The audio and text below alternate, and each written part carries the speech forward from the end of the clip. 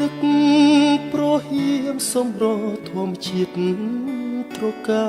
លក្រាលក្របដកដានដោយទឹកសន្សើរក្លិនផ្កាព្រៃក្រអូបស្រូបគ្រប់